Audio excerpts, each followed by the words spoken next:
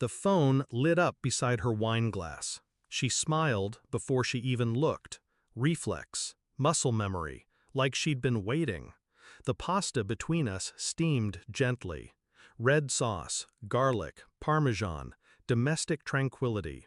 And then the screen glowed again. A preview, just a line. I caught it in the reflection of her spoon. Can't wait to put my dick inside you again. I didn't blink, didn't breathe. I raised my glass slowly. She looked up, oblivious, her phone now face down, her mouth full of rigatoni, chewed, swallowed, sipped her wine. And I smiled. By the way, I got a vasectomy last year. She choked, hard. Red sauce hit her lip. She grabbed for the napkin, coughing, eyes wide, panic blooming. I just watched her. Chew, sweetheart. Chew it all down. I had suspected. Of course I had. You feel these things before you ever see them. The empty glances, the sudden laughter behind closed screens, the unexplained showers, the late-night headaches. But suspicion is messy. It ruins things too early. And I wanted to be sure. So I played the part, loving, present, stupid, and she played hers. I remember the first time she didn't flinch when I touched her. She'd been nervous for weeks, always checking her phone like it might expose her. But that night, she laid her head on my chest again. I should have felt relief. Instead, I knew. She'd made peace with the lie. And that's when I made peace with what I would have to do. It started with passwords. She wasn't clever, just lazy. Her birthday and the dog's name.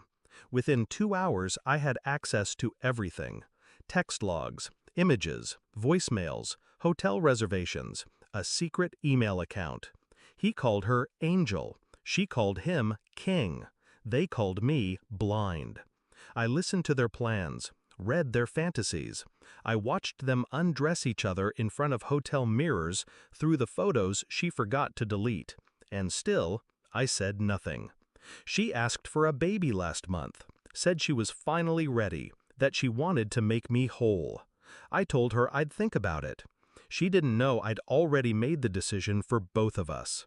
Permanent, sterile, final. She cried when I told her I was ready, held me like I was her savior. I held her like she was already dead to me. 2 weeks ago, she told me she might be pregnant. She said it with a nervous laugh, a hopeful look, like it was a surprise. It wasn't. I'd found the positive test in the trash the morning before. I'd taken a picture, labeled it, dated it, archived it like evidence in a trial. There was no jury, only me. I went to the clinic, asked for a paternity timeline estimate based on her cycle. The dates didn't match, couldn't. Then I did the math. The night of the hotel, the timestamp on the photo. She wasn't late, she was caught.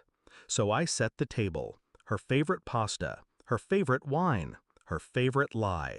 And I waited for the message to come through. It did. She was still coughing when I stood. I walked to her side, put my hand gently on her back.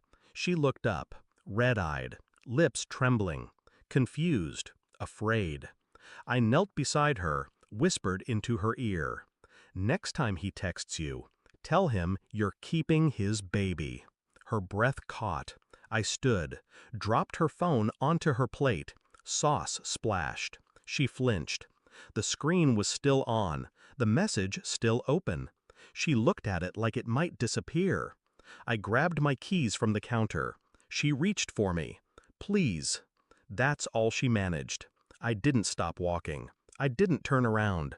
I didn't go far. Just far enough. A rented apartment. Blank walls. Quiet. She called a dozen times. Then none. I heard from her brother last week.